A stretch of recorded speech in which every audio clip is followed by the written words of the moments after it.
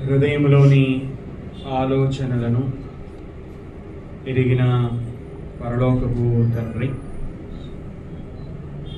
ఇంతవరకు నాయన ఈ కార్యక్రమాన్ని పరిశుద్ధాత్ముడి ద్వారా క్రమముగా మర్యాదగా మీరు నాయన నడిపించినందుకై మీకు స్తోత్రాలు చెల్లించుచున్నాను దేవ. సమయంలో మీ మాటలను నాయన మీ దాసుడైనటువంటి నేను చెప్పబోచు ఉండగా నా బలహీనతలను నాయన మీ సన్నిధిలో ఒప్పుకొనొచ్చు ఉన్నాను తండ్రి. పరిశుద్ధాత్ముడి ద్వారా బలపరచుమని, అదేవిధంగా నాయన ఇక్కడ కూడుకున్నటువంటి వారు మీ మాటలను జాగ్రత్తగా వినడానికి, గ్రహించడానికి, నేర్చుకోవడానికి నాయన మీరు సహాయమును అనుగ్రహించమని మీ కుమారుడైనటువంటి యేసుక్రీస్తు పేరట ఈ ప్రార్థన మీకు సమర్పిస్తున్నాను తండ్రి.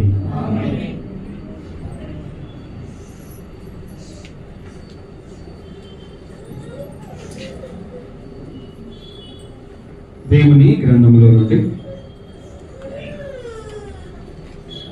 పౌలు గారు ఎఫెసీయులకు రాసినటువంటి పత్రిక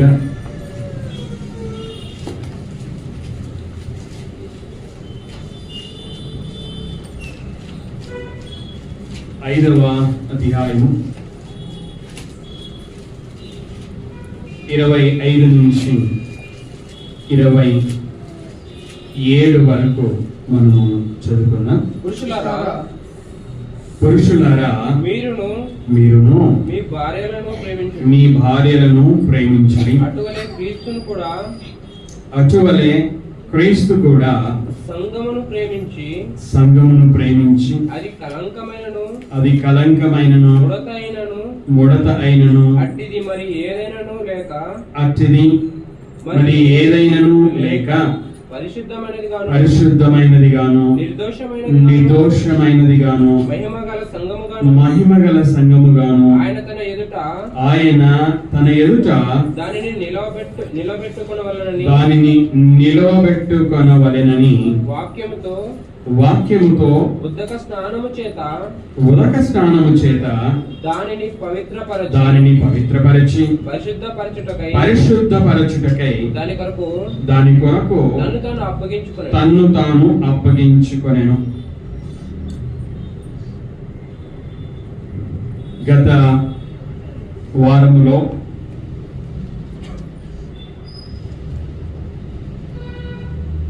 సమయ పాలనను గురించి చెప్పడము జరిగింది. సంఘానికి మనము సమయానికి కూడుకోవాలి, అప్పుడే పాటలు వినగలము, వాక్యము వినగలము. పాటలు వినినప్పుడు హెచ్చరిక కలుగుతుంది, బుద్ధి కలుగుతుంది, బోధ కలుగుతుంది అని జ్ఞాపకం చేసుకున్నాం. వాక్యము వినుట వలననే పరిశుద్ధాత్ముడు మనలో తన కార్యమును చేస్తాడు అని కూడా మనము జ్ఞాపకము చేసుకున్నాం. ఈరోజు కూడా అదే విషయాన్ని నేను కొనసాగింపబోవచ్చు ఉంటున్నాను. మనం చదువుకున్నటువంటి వాక్య భాగము పౌలు గారి చేత వ్రాయబడింది. ఎఫెసులో ఉన్నటువంటి పరిశుద్ధులకు, క్రీస్తు యేసునందు విశ్వాసులునైన వారికి శుభమని చెప్పి వ్రాశారు.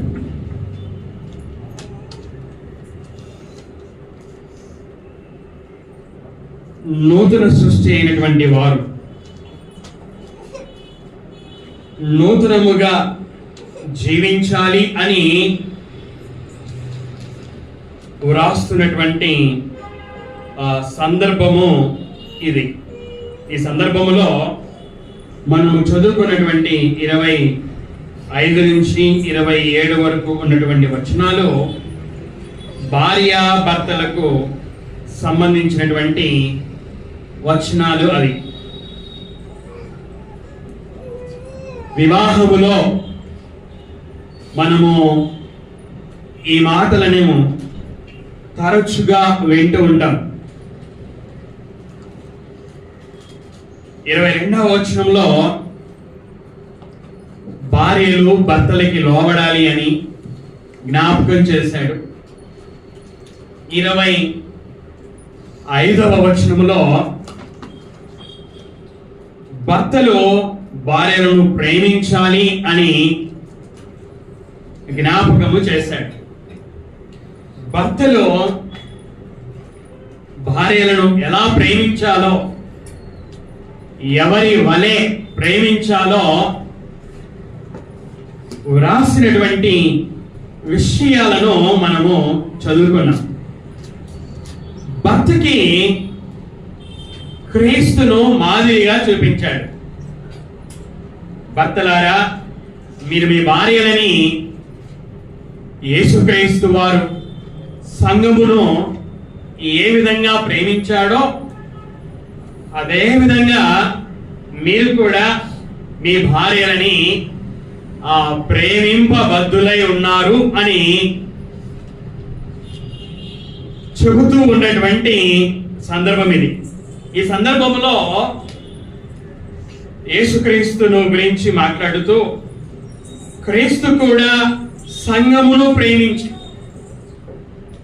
యేసుక్రీస్తు వారు ఏం చేశారంట? సంఘాన్ని ప్రేమించాడు అట. దేవుడు లోకమును ఎంతో ప్రేమించెను కాగా తన ద్వితీయ కుమారునిగా పుట్టిన వాని యందు విశ్వాసముంచు ప్రతి వాడును నశింపక నిత్య జీవము పొందినట్లు ఆయనను అనుగ్రహించెను. దేవుడు తన ప్రేమను ఎలా ప్రత్యక్షపరచాడు అనగా యేసుక్రీస్తు వారిని ఈ లోకమునకు పంపి. ఇక్కడ క్రీస్తు సంఘమును ప్రేమించాడట. మరి యేసుక్రీస్తు వారు సంఘము పట్ల తన ప్రేమను ఏ విధంగా ప్రత్యక్షపరచాడు అంటే తన్ను తాను అప్పగించుకోవడం ద్వారా. 27వ వచనంలో చివరి వరుస, దాని కొరకు తన్ను తాను అప్పగించుకొనెను. తన ప్రేమను తన్ను తాను అప్పగించుకోవడము ద్వారా ప్రత్యక్షపరిచాడు. ఇదే 5వ అధ్యాయము 2వ వచనాన్ని మనము చదువుకుందాం. క్రీస్తు మిమ్మును ప్రేమించి, ఎఫెసులో ఉన్నటువంటి విశ్వాసులారా, యేసుక్రీస్తు మిమ్మును ప్రేమించి పరిమళ వాసనగా ఉండుటకు మన కొరకు తన్ను తాను దేవునికి అర్పణముగాను బలిగాను అప్పగించుకొనెను. 27వ వచనంలో తన్ను తాను అప్పగించుకొనెను సంఘం కొరకు అని మనం చదువుకున్నాం. ఈ 2వ వచనంలో తన్ను తాను ఎవరికి అప్పగించుకున్నాడట? దేవునికి అప్పగించుకున్నాడు. ఎలా అప్పగించుకున్నాడట? అర్పణముగాను బలిగాను అప్పగించుకున్నాడు అట. పౌలు గారు రోమాలోని విశ్వాసులకు రాస్తూ 4వ అధ్యాయం 25వ వచనంలో యేసుక్రీస్తు మన అపరాధముల నిమిత్తము అప్పగింపబడి అని వ్రాయడాన్ని మనము చూడగలం. యేసుక్రీస్తు వారు సంఘము పట్ల తన ప్రేమను ఎలా ప్రత్యక్షపరుచుకున్నాడు అనగా తన్ను తాను దేవునికి అర్పణముగాను బలిగాను అప్పగించుకొనడము ద్వారా. ఎందుకని? తన్ను తాను దేవునికి అర్పణముగానో బలిగానో అప్పగించుకున్నాడు. ఎందుకు అని నేను నొక్కి చెబుతున్నాను. పౌలు గారు అదే 25, 26, 27 ఆ 3 వచనాలలో ఎందుకు అనే ప్రశ్నకి జవాబును వ్రాశాడు. వాక్యముతో ఉదక స్నానము చేత దానిని పవిత్రపరచి పరిశుద్ధపరచుటకై యేసుక్రీస్తు వారు తన్ను తాను దేవునికి అర్పణముగానో బలిగానో ఎందుకు అప్పగించుకున్నాడు అంటే సంఘాన్ని పవిత్రపరచడానికి, పాపముతో ఉన్నటువంటి వారిని పవిత్రపరచడానికి ఆయన తన్ను తాను అప్పగించుకున్నాడు. యేసు రక్తము ఏం చేస్తుందంట? ప్రతి పాపమును పవిత్రపరుస్తుంది. తన రక్తముతో పాపాన్ని పవిత్రపరచడానికి, సమస్త దుర్నీతి నుండి పవిత్రపరచడానికి యేసుక్రీస్తు వారు తన్ను తాను అప్పగించుకున్నాడు. పవిత్రపరచిన తర్వాత ఏం చేయాలని?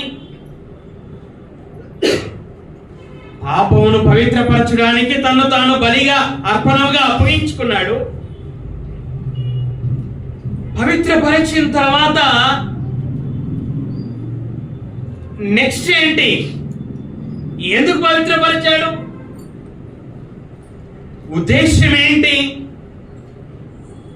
పవిత్రపరచడంలో కారణం ఏంటి? మరలా అపవిత్రంగా జీవించడానికా? కాదు కదా. తన రక్తముతో పాపమును పవిత్రపరిచింది తన సొత్తుగా చేసుకోవడానికి. చూడండి, ఆ మాట మనం చదువుకున్నాం. పౌలు గారు తీతుకు రాసినటువంటి పత్రిక 2వ అధ్యాయము 14వ వచనం. ఆయన సమస్తమైన దుర్నీతి నుండి మనలను విమోచించి సత్క్రియల యందు ఆసక్తి గల ప్రజలను తన కోసరము పవిత్రపరచుకొని తన సొత్తుగా చేసుకొనుటకు తన్ను తానే మన కొరకు అర్పించుకొనెను, తన్ను తానే అప్పగించుకొనెను అని మనం చదువుకున్నాం ఎఫెసీయులకు రాసినటువంటి పత్రికలో. ఇక్కడ పౌలు గారు తన్ను తానే మన కొరకు అర్పించుకొనెను అని రాశాడు. అప్పగించుకొనెను అన్న అర్పించుకొనెను అన్న ఒకే అర్థమే. యేసుక్రీస్తు తన రక్తముతో పవిత్రపరిచింది దేనికి అనగా తన కోసరము, అలాగే పవిత్రపరిచిన వారిని తన సొత్తుగా చేసుకోవడానికి. పేతురు రాసినటువంటి మొదటి పత్రిక 2వ అధ్యాయము 9వ వచనం. పేతురు రాసినటువంటి మొదటి పత్రిక 2వ అధ్యాయం 9వ వచనం. అయితే మీరు చీకటిలో నుండి ఆశ్చర్యకరమైన తన వెలుగులోనికి మిమ్మును పిలిచిన వాని గుణాతిశయములను ప్రచురము చేయు నిమిత్తము ఏర్పరచబడిన వంశమును, రాజులైన యాజక సమూహమును, పరిశుద్ధ జనమును, దేవుని సొత్తైన ప్రజలునై ఉన్నారు. తన రక్తము చేత పాపము నుండి పవిత్రపరిచింది దేనికి అంటే తన సొత్తుగా చేసుకోవడానికి. అంత మాత్రమే కాదు, దేవుని సొత్తైన ప్రజలుగా చేయడానికి, ఏర్పరచబడిన వంశముగా చేయడానికి, రాజులైన యాజక సమూహముగా, పరిశుద్ధ జనముగా, దేవుని ప్రజగా చేయడానికి, అంటే ప్రత్యేకించడానికి పవిత్రపరిచింది తన రక్తముతో పాపము నుండి పవిత్రపరిచింది, తన సొత్తుగా, దేవుని సొత్తుగా, పరిశుద్ధ జనముగా, ప్రత్యేకమైనటువంటి జనాంగముగా ఉండడానికి ఆయన తన్ను తాను అప్పగించుకున్నాడు.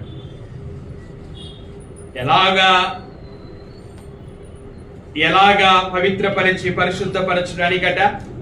వాక్యముతో ఉదక స్నానము చేత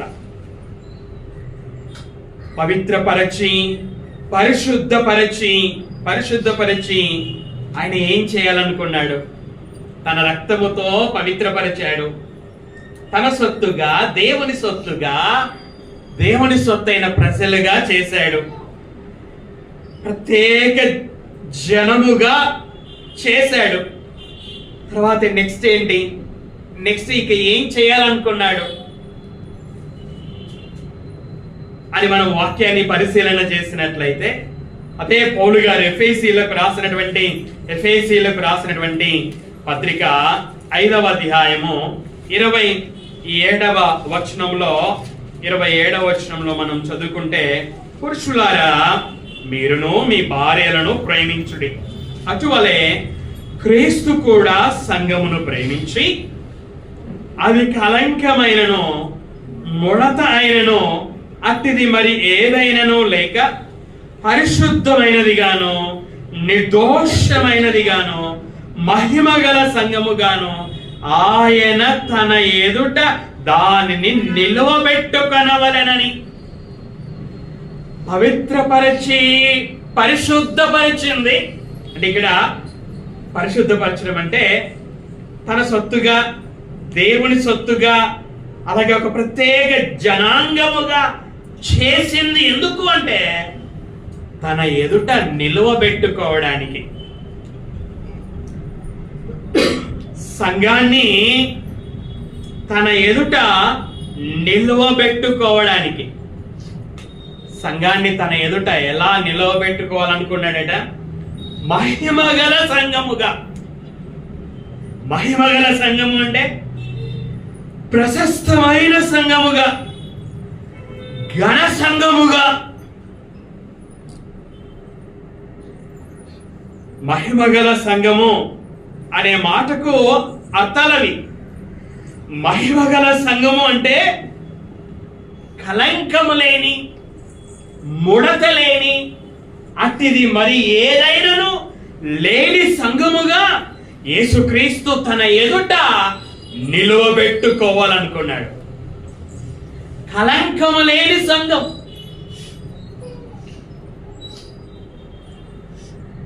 కలంకం,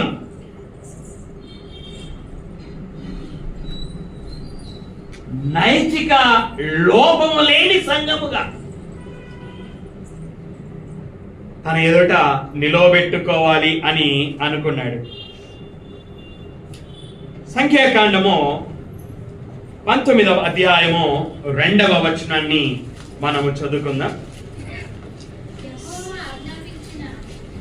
యెహోవా ఆజ్ఞాపించిన ధర్మశాస్త్ర విధి ఏదనగా, ఇశ్రాయేలీలో కలంకము లేనిదియో మచ్చ లేనిదియో ఎప్పుడును కాడి మోయనిదియునైనా ఎర్రని పెయ్యను నీ యొద్దకు తీసుకొని రావాలనని వారితో చెప్పుము. బలి గురించి ఇక్కడ దేవుడు మాట్లాడుతున్నాడు. ఆ బలికి ఏం తీసుకొని రావాలట? ఎర్రని పెయ్యను తీసుకొని రావాలట. అది ఎలా ఉండాలి అట? కలంకము లేనిదిగా, మచ్చ లేనిదిగా, ఎప్పుడునూ కాడి మోయనిదిగా ఉండాలి. ఆ పెయ్యకు ఉండాల్సినటువంటి అర్హతలవి.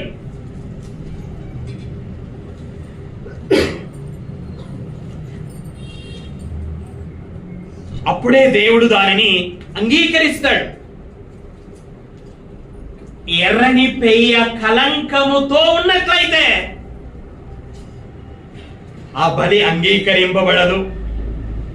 కలంకము లేని ఎర్రని పెయ్య అయి ఉండాలి. ఇక్కడ యేసుక్రీస్తు వారు సంఘాన్ని తన రక్తంతో పవిత్రపరిచింది, తన కోసరము తన సొత్తుగా చేసుకుంది, దేవుని సొత్తుగా చేసింది, పరిశుద్ధ జనంగా చేసింది, అవిశ్వాసుల నుండి ప్రత్యేక పరచడంలో ఉన్న ఉద్దేశము ఏమిటి అనగా దానిని తన ఎదుట నిలవబెట్టుకోవాలని. ఎలా నిలవబెట్టుకోవాలని? మహిమగల సంఘముగా నిలవబెట్టుకోవాలని. మహిమగల సంఘం అంటే కలంకము లేని సంఘముగా నిలవబెట్టుకోవాలి. పేతురు గారు 2వ పత్రిక రాస్తూ 2వ అధ్యాయము 13వ వచనంలో అబద్ధ బోధకులను గురించి మాట్లాడుతూ కలంకము అనే మాటను ఉపయోగించాడు. పేతురు గారు వ్రాసినటువంటి 2వ పత్రిక 2వ అధ్యాయము 13వ వచనం. ఒకనాటి సుఖానుభవం సంతోషమని ఎంచుకొందురు వారు కలంకములను నిందాస్పదములునై తమ ప్రేమ విందులలో మీతో కూడా అన్నపానములు పుచ్చుకొనుచు తమ భోగముల యందు సుఖించుదురు. పేతురు గారు ఎవరి గురించి మాట్లాడుతున్నాడు? మనం 1వ వచనంలో చూస్తే అబద్ధ బోధకుల గురించి మాట్లాడుతున్నారు. ఈ అబద్ధ బోధకులు కలంకములను నిందాస్పదములునై తమ ప్రేమ విందులలో మీతో కూడా అన్నపానములు పుచ్చుకొనొచ్చు తమ భోగముల యందు సుఖించుదురు. వీరు అబద్ధ బోధకులు, కలంకములు కలిగినటువంటి వారు. వీరు అబద్ధ బోధకులు. సంఘము అబద్ధ బోధకుల వలె కలంకము కలిగి ఉండకూడదు. కలంకము లేనిదిగా తన ఎదుట నిలబడాలి. ఆగస్టు నెలలో ఒక వివాహం జరిగింది. వివాహానికి మునుపుగా సాధారణంగా బ్యూటీ పార్లర్కి పోయి మేకప్ చేయించుకుంటారు కదా. ఒక అబ్బాయికి అమ్మాయిని చూపించేటప్పుడు, అందరూ కాకపోవచ్చు, మేకప్ చేసుకొని అబ్బాయి దగ్గరికి అమ్మాయిని తీసుకొని వస్తారు. అప్పుడు ఆ అమ్మాయి ముఖంలో ఉన్నటువంటివి సరిగా కనిపించవు. ముడత కానీ మచ్చ కానీ కనిపించవు. వివాహం అయిన తర్వాత ఇక మేకప్ ఉండదు కదా. అప్పుడు ఆ అమ్మాయి ముఖములో ఉన్నటువంటి ఆ ముడతలు, లేక అమ్మాయి ముఖంలో ఆమె బాగా కనిపించకుండా ఉండేవి అవన్నీ బాగా కనిపిస్తున్నప్పుడు భర్త వివాహానికి ముందు ఇలా మేకప్ చేసి మోసపుచ్చారు. సరే, ఏది ఏమైనా ఇక భర్త తన భార్య ఎలా ఉండాలని కోరుకుంటున్నాడంటే, తాను చూడడానికి తన ఎదుట తన భార్య ముఖం మీద ఎటువంటి ముడతలు లేకుండా, లేక ముఖం సరిగా కనిపించకుండా ఏమున్నా కూడా అవి ఏమి లేకుండా నా ఎదుట నా భార్య ముఖం బాగా ఉండాలి. మేమిద్దరము కలిసి వెళ్తుంటే చూసేవారందరూ కూడా వీరిద్దరు బాగున్నారు అని అనుకోవాలి అని భర్త వివాహం అయిన తర్వాత, మంచి భర్త అయితే తన భార్య ముఖం మీద ఉన్న ఆ ముడతలు కానీ ఇంకా ఏమేమైతే ఉన్నాయో, ఏవైతే ఆమెను అందవిహీనంగా చూపిస్తూ ఉన్నాయో వాటినన్నిటి కోసం ట్రీట్మెంట్ చేయించడము మనం చూస్తూ ఉంటాం. ఇది నేను జరిగిన విషయం చెప్పాను. అంటే ఒక భర్త తన భార్య యొక్క ముఖం బాగుండాలి, నా భార్య నా ఎదుట బాగుండాలి, బాగా నిలబడాలని ఒక భర్త ఎలా ఆశించి చేస్తాడో అదే విధంగా యేసుక్రీస్తు వారు కూడా ఇక్కడ సంఘాన్ని తన ఎదుట ఎలా నిలవబెట్టుకోవాలని చూస్తుంది. ఎలా నిలవబెట్టుకోవాలని తన రక్తమును కార్చాడంటే అది కలంకము లేనిదిగా ఉండాలని. తర్వాత ఏమని రాశాడు? ముడత లేనిదిగా ఉండాలని. శరీరానికి పడే ముడతల గురించి మనందరికీ తెలుసు. అయితే ఇక్కడ పౌలు గారు శరీర సంబంధమైన ముడతలను గురించి మాట్లాడడము లేదు. ఆత్మ సంబంధమైనటువంటి నైతిక లోపాలను గురించి మాట్లాడుతున్నాడు. కలంకము లేనిదిగా ఉండాలి అంటే నైతిక లోపము లేని వారుగా సంఘము ఆయన ఎదుట నిలబడాలి. ముడత లేనిదిగా అనగా చూడండి, లేవియ కాండం ఇక్కడ కూడా బలి గురించి మాట్లాడుతూ ఉన్నాడు. లేవియ కాండము 22వ అధ్యాయము, లేవియ కాండం 22వ అధ్యాయము 19 నుంచి 21 వరకు. వాడు అంగీకరింపబడినట్లు గోవులలో నుండి అయినను గొర్రె మేకలలో నుండి అయినను దోషము లేని మగదానిని అర్పింపవలెను. దేనికి కలంకముండునో దానిని అర్పింపకూడదు. దేనికి కలంకముండునో దానిని ఏం చేయకూడదంట? అర్పింపకూడదు. అది మీ పక్షమున అంగీకరింపబడదు. ఒకడు మొక్కుబడిని చెల్లించుటకే గాని, స్వేచ్ఛార్పణము అర్పించుటకే గాని, సమాధాన బలి రూపముగా గోవునైనను గొర్రెనైనను మేకనైనను యెహోవాకు తెచ్చినప్పుడు అది అంగీకరింపబడునట్లు దోషము లేనిదై ఉండవలెను. దానిలో కలంకమేది ఉండకూడదు. ఇక్కడ కూడా ఒక బలిని దేవుడు అంగీకరించాలి అంటే అది కలంకము లేనిదిగా ఉండాలి, దోషము లేనిదిగా ఉండాలి. మలాకీ గ్రంథము 1వ అధ్యాయము 8 మరియు 9 వచనాలను చదువుకుందాం. మలాకీ గ్రంథం 1వ అధ్యాయము 8 మరియు 9 వచనాలను చదువుకుందాం. గ్రుడ్డి దానిని తీసుకొని బలిగా అర్పించిన ఎడల అది దోషము కాదా? కుంటి దానినైనను రోగము గల దానినైనను అర్పించిన ఎడల అది దోషము కాదా?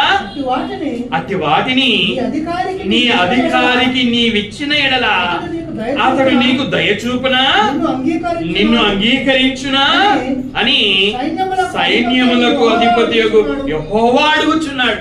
దేవుడు అడుగుచున్నాడు. ఎవరిని అడుగుచున్నాడు? 2 గోత్రాల వారిని అడుగుచున్నాడు. ఎవరి 2 గోత్రాల వారు? యూదా గోత్రము, బెన్యామీను గోత్రము. ఈ 2 గోత్రాల వారిని అడుగుచున్నాడు. ఎందుకంటే వారు అలాగే అర్పిస్తా ఉన్నారు. అలాగే అర్పిస్తూ ఉంటే దేవుడు వారిని అడుగుతా ఉన్నాడు, నువ్వు నాకు ఇలా అర్పిస్తున్నావు, భూమి మీద నీ అధికారికి నువ్వు ఇలా అర్పిస్తే నీ అధికారి నీ పట్ల దయ చూపిస్తాడా అని అడుగుతా ఉన్నాడు. కానుకలు మనం కూడా వేస్తా ఉంటాం. ఆ కానుకలు వేసేటప్పుడు కొంతమంది ఎలా వేస్తున్నారంటే చినిగిపోయిన నోట్లు వేస్తున్నారు. అది తప్పు. చినిగిపోయిన నోట్లు తీసుకుపోయి మీరు అంగట్లో ఇవ్వండి, వాళ్ళు తీసుకుంటారేమో. ఎమ్మెల్యే గారికి ఇవ్వండి, తీసుకుంటారేమో.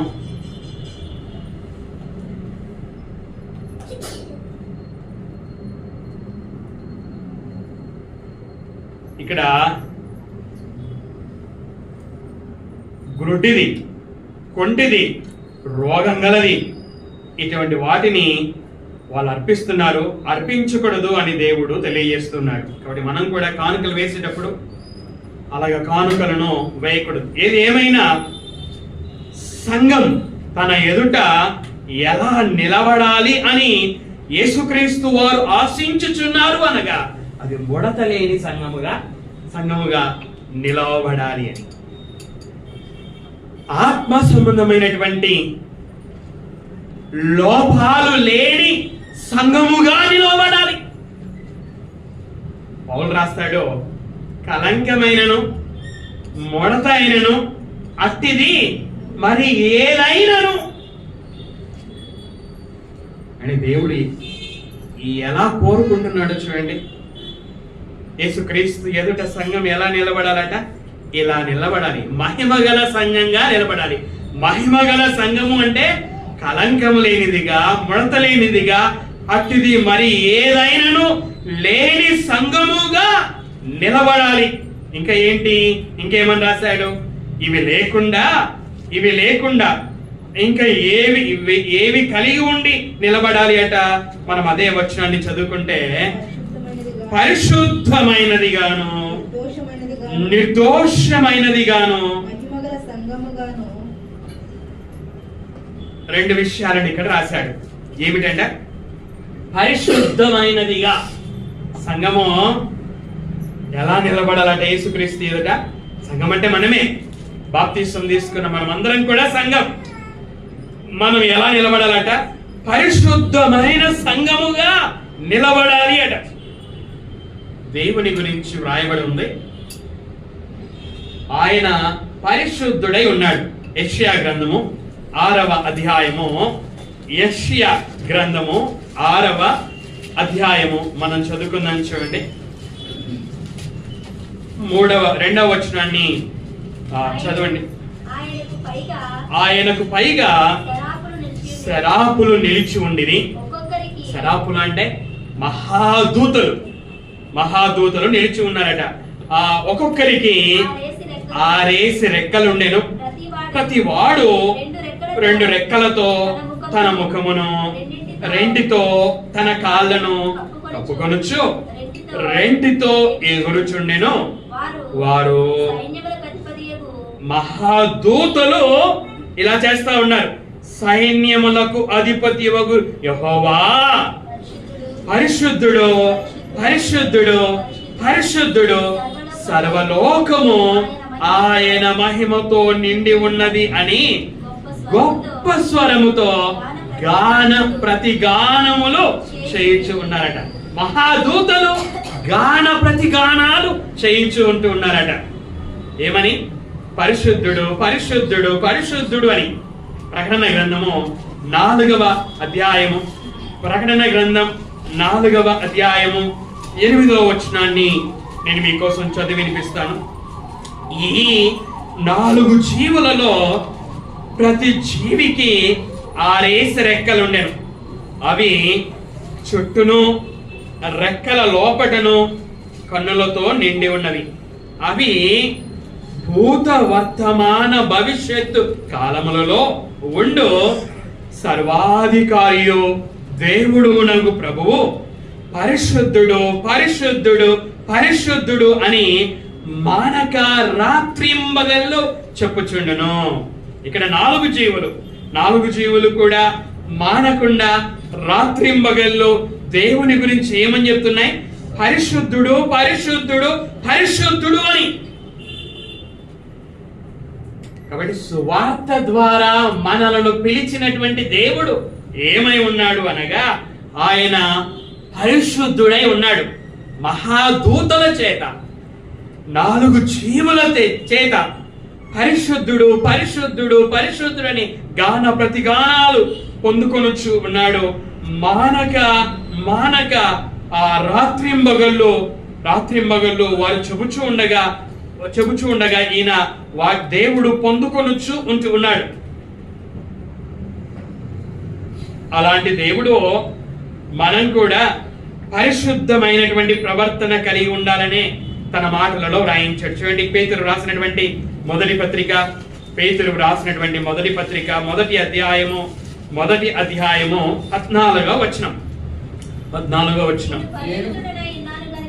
నేను పరిశుద్ధుడనై ఉన్నాను గనుక మీరును పరిశుద్ధులై ఉండుడని వ్రాయబడి ఉన్నది. కాగా మీరు విధేయులకు పిల్లలై మీ పూర్వపు అజ్ఞాన దశలో మీకుండిన ఆశలను అనుసరించి ప్రవర్తింపక మిమ్మల్ని పిలిచిన వాడు పరిశుద్ధుడై ఉన్న ప్రకారము మీరును సమస్త ప్రవర్తన యందు పరిశుద్ధులై ఉండుడి. ఇప్పుడు ఇశ్రాయేలీయులతో చెప్పినటువంటి మాటలు ఏమిటంటే, నేను పరిశుద్ధులను గనక మీరు కూడా పరిశుద్ధులుగా ఉండాలి. అదే విషయాన్ని పేతురు గారు ఇక్కడ తెలియజేస్తా ఉన్నాడు. ఏమని? మిమ్మల్ని పిలిచినటువంటి దేవుడు పరిశుద్ధుడు కనుక మీరు కూడా ఎలా ఉండాలట? సమస్త ప్రవర్తన యందు పరిశుద్ధులై ఉండాలి అని ఇక్కడ దేవుడు చెప్పుచూ ఉన్నాడని మనం చూస్తున్నాం. అలాగే పేతురు రాసినటువంటి 2వ పత్రిక 3వ అధ్యాయము 12వ వచనంలో పేతురు రాసినటువంటి 2వ పత్రిక 3వ అధ్యాయము 12వ వచనం, ఇవన్నీ ఇట్లు లయమైపోవునవి గనక ఆకాశములు రగులుకొని లయమైపోవునట్టియు పంచభూతములు మహావేంద్రముతో కరిగిపోవునట్టియు దేవుని దినపు రాకడ కొరకు కనిపెట్టుచు దానిని ఆశతో అపేక్షించుచు. ఈ మాటలు చూడండి, మీరు పరిశుద్ధమైన ప్రవర్తనతోను భక్తితోను ఎంతో జాగ్రత్త గలవారై ఉండవలెను. యేసుక్రీస్తు రెండవసారి ఆయన వస్తాడు. ఆయన వచ్చినప్పుడు సంఘము ఆయనని ఎదుర్కోవాలి. ఎలా ఎదుర్కోవాలి అంటే పరిశుద్ధమైన ప్రవర్తన కలిగి ఎదుర్కోవాలి. పౌలు గారు తెస్సలోనిక సంఘానికి వ్రాస్తూ 4వ అధ్యాయం 3వ వచనంలో ఏమని రాశాడో చూడండి. మీరు పరిశుద్ధులగుటయే అనగా మీరు జారత్వమునకు దూరముగా ఉండుటయే దేవుని చిత్తము. 7వ వచనం పరిశుద్ధులగుటకే దేవుడు మనలను పిలిచెను గాని అపవిత్రులుగా ఉండుటకు పిలవలేదు. దేవుని చిత్తం ఏమిటో మనం చూసాం. అలాగే దేవుడు సువార్త ద్వారా ఎందుకు పిలిచాడో కూడా 7వ వచనంలో చాలా స్పష్టంగా మనం చూస్తూ ఉన్నాం. ఎందుకు పిలిచాడంట? సువార్త ద్వారా మనల్ని ఎందుకు పిలిచాడంట? పరిశుద్ధులుగా ఉండడానికి. ఇప్పుడు సంఘాన్ని యేసుక్రీస్తు వారు తన ఎదుట ఎలా నిలవబెట్టుకోవాలనుకున్నాడట? మహిమగల సంఘముగా నిలవబెట్టుకోవాలి అని అనుకున్నాడట. మహిమగల సంఘంగా అంటే కలంకము లేకుండా, ముడత లేకుండా, అట్టిది మరి ఏది లేకుండా, ఈ లోపాలు లేకుండా పరిశుద్ధమైనదిగా తన ఎదుట ఉండడమే మహిమగల సంఘము. యేసుక్రీస్తు వారు కూడా తండ్రి అయినటువంటి దేవుడు మాత్రమే కాదు, యేసుక్రీస్తు వారు కూడా పరిశుద్ధుడే.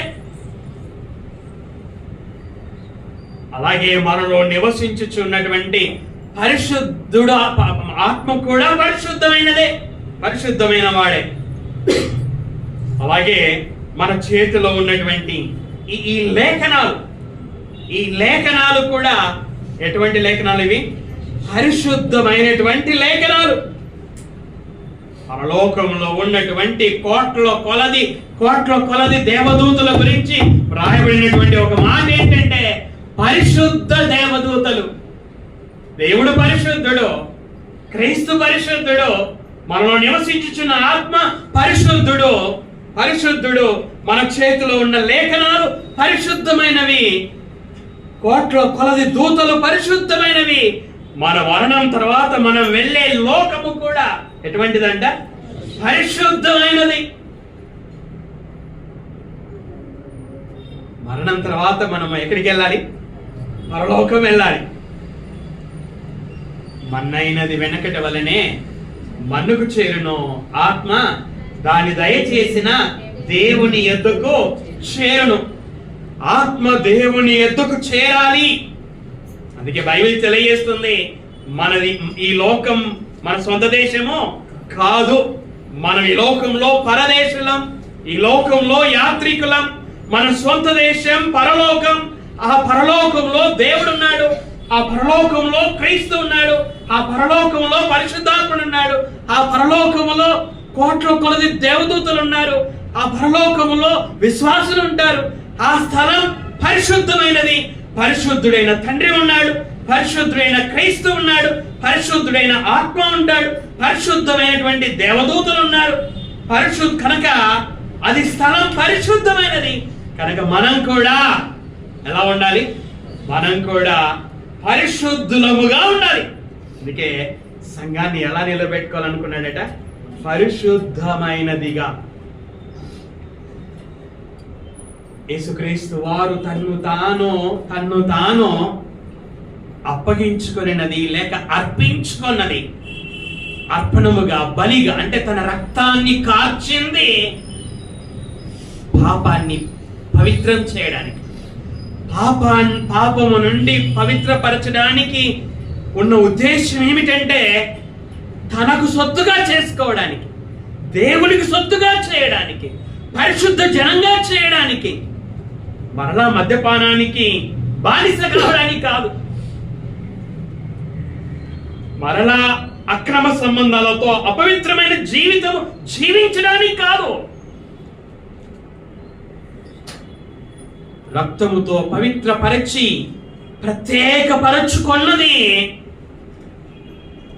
సత్క్రియలను చేయడానికి. మన తీతుకు రాసిన పత్రికలో చదువుకున్నాం. సత్క్రియలయందు ఆసక్తి గల ప్రజలను తన కోసం పవిత్రపరచుకొని మనం చదువుకున్నాం.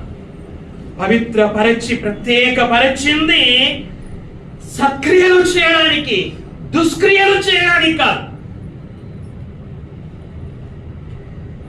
శరీరములోని అవయవాలని సత్క్రియల కొరకు ఉపయోగించడానికి, శరీరములోని అవయవాలని పాపం కోసం ఉపయోగించడానికి కాదు. పాపాన్ని పవిత్రపరచడానికే తన రక్తాన్ని కార్చాడు. తన రక్తం కార్చి పవిత్రపరిచింది మరలా పాపములో జీవించడానికి కాదు, ప్రత్యేకంగా జీవిస్తూ ఆయన ముందుగా సిద్ధపరిచిన సత్క్రియలు చేయడానికి. సంఘం ఆయన ఎదుట ఎలా నిలవబడాలి అనగా పరిశుద్ధమైనదిగా నిలవబడాలి. ఇంకా ఎలా నిలబడాలట? ఇంకా ఎలా నిలబడాలి? నిర్దోషమైనదిగా నిలబడాలి. నిర్దోషమైనది అంటే దోషము లేని సంఘముగా నిలబడాలి. చూడండి, ఇదే పౌలు గారు ఎఫెసీయులకు రాసినటువంటి పత్రిక. పౌలు గారు ఎఫెసీయులకు రాసినటువంటి పత్రిక 1వ అధ్యాయము 4వ వచనాన్ని మనం చదువుకుందాం. ఎట్లనగా పైన ఆత్మ సంబంధమైన ఆశీర్వాదాల గురించి మాట్లాడాడు. తర్వాత ఆ ఆశీర్వాదాలు ఏమిటో వివరిస్తా ఉన్నాడు. ఎట్లనగా తన ప్రియుని యందు అనగా యేసుక్రీస్తు యందు తాను ఉచితముగా మనకు అనుగ్రహించిన తన కృపా మహిమకు కీర్తి కలుగునట్లు తన చిత్త ప్రకారమైన దయా సంకల్పము చొప్పున యేసుక్రీస్తు ద్వారా తనకు కుమారులనుగా స్వీకరించుటకై మనలను ముందుగా తన కోసము నిర్ణయించుకొని మనము తన ఎదుట పరిశుద్ధులమును నిర్దోషులమునై ఉండవలెనని జగత్తు పునాది వేయబడక మునుపే ప్రేమ చేత ఆయన క్రీస్తులో మనలను ఏర్పరచుకొనెను. దేవుడు ఏర్పరచుకున్నాడట. మనమందరం కూడా నరేంద్ర మోదీ గారిని ప్రధానమంత్రిగా ఏర్పరచుకున్నాం. సిద్ధరామయ్య గారిని ఈ రాష్ట్రానికి ముఖ్యమంత్రిగా ఏర్పరచుకున్నాం. సతీష్ రెడ్డి గారిని ఎమ్మెల్యేగా ఏర్పరచుకున్నాం. అలాగే దేవుడు కూడా మనను ఏర్పరచుకున్నాడట. స్వార్థ ద్వారా ఏర్పరచుకున్నాడు అట. ఎప్పుడు ఏర్పరచుకున్నాడట? ప్రేమ చేత ఏర్పరచుకున్నాడట. ఎవరిలో ఏర్పరచుకున్నాడంటే క్రీస్తులో ఏర్పరచుకున్నాడట. ఎప్పుడు ఏర్పరచుకున్నాడంటే జగత్తు పునాది వేయబడక మునుపే. ఈ యొక్క జగత్తుకి పునాదిని వేయక మునుపే ఏర్పరచుకున్నాడట. అయితే ఇక్కడ ముఖ్యంగా కావలసినది ఏమిటి అనగా ఈయన దేవుడు మనము ఆయన ఎదుట ఎలా ఉండాలని ఏర్పరచుకున్నాడట? మనము తన ఎదుట ఎలా ఉండవలనని ఏర్పరచుకున్నాడట? పరిశుద్ధులమును నిర్దోషులమునై ఉండవలనని. ఆయన మనల్ని ఏర్పరచుకోవడంలో ఉన్నటువంటి ఉద్దేశం ఏంటంటే, మనమందరం ఆయన ఎదుట ఎలా ఉండాలట? పరిశుద్ధులముగా, నిర్దోషులముగా. ఎంత ప్రాముఖ్యమో చూడండి. మనం నిర్దోషంగా జీవించడము ఎంత ప్రాముఖ్యమో మనం గమనించవలసినటువంటి వారమే ఉన్నాం. మనం స్కూల్కి వెళ్తున్నా, కాలేజీకి వెళ్తున్నా, ఎక్కడ జాబ్ చేస్తున్నా, ఏ పని చేస్తూ ఉన్నా, సంఘముగా మనం ఎలాగ ఉండాలట? పరిశుద్ధులముగా ఉండాలి, అలాగే నిర్దోషులముగా ఉండాలి. చూడండి, పౌలు గారు ఫిలిప్పీలకు రాసినటువంటి పత్రిక 2వ అధ్యాయం 15వ వచనాన్ని మనం చదువుకుందాం. నిష్కలంకులను మీరు మూర్ఖమైన వక్ర జనము మధ్య నిరపరాధులను, నిష్కలంకులను, అనింద్యులునైన దేవుని కుమారులగునట్లు సనుగులను, సంశయములను మాని సమస్త కార్యములను చేయుడి. ఇక్కడ మూర్ఖమైన వక్ర జనం మధ్య దేవుని పిల్లలు ఎలా జీవించాలట? అనింద్యులుగా జీవించాలి అట. అనింద్యులు అన్న, నిర్దోషులు అన్న ఒకటే. నిందలేని దేవుని పిల్లలుగా మూర్ఖమైన వక్ర జనం మధ్య నివసించాలి అట.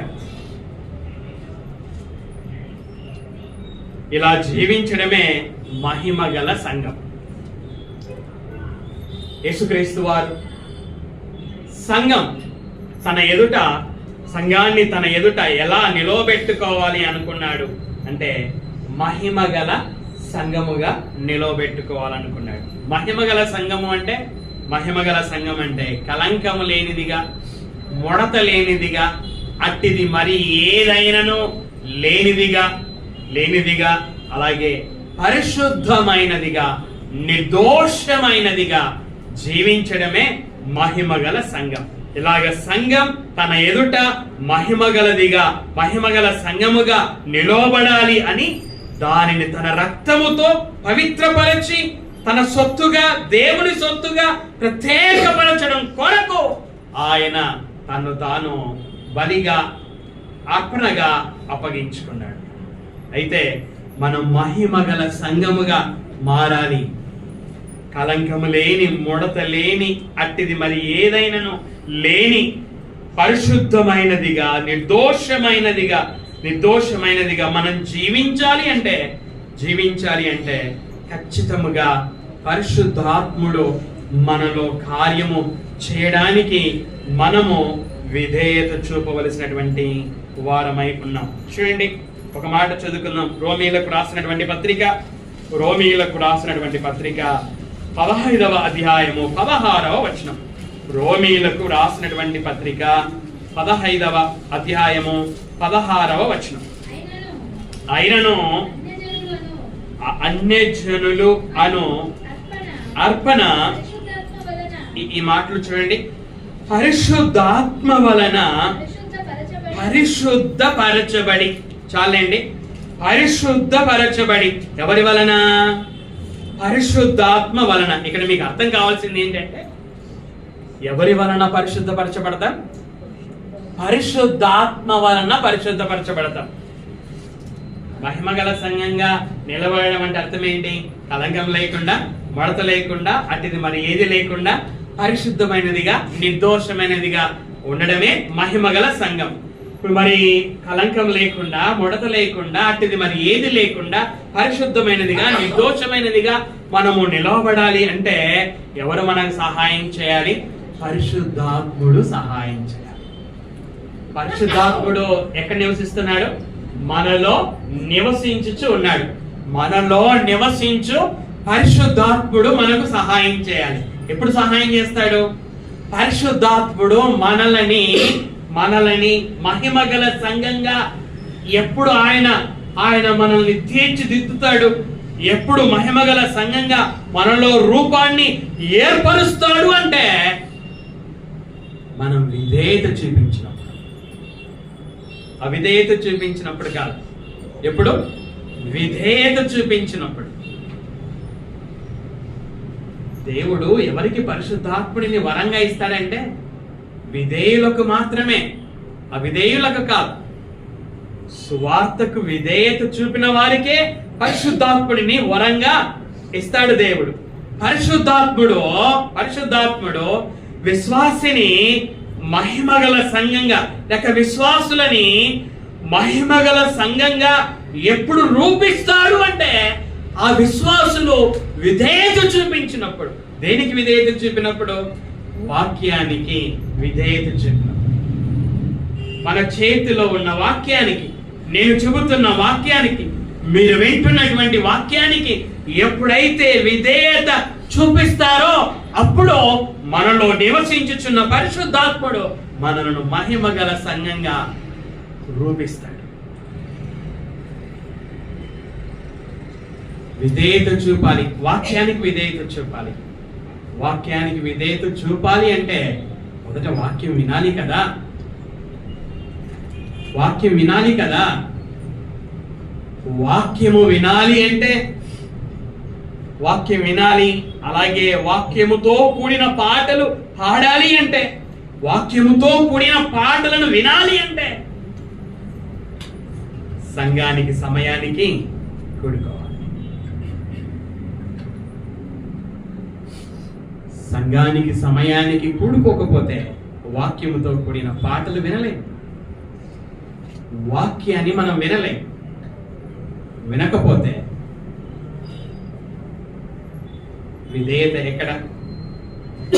వింటే కదా విధేయత చూపించడానికి అవకాశం ఉంటుంది.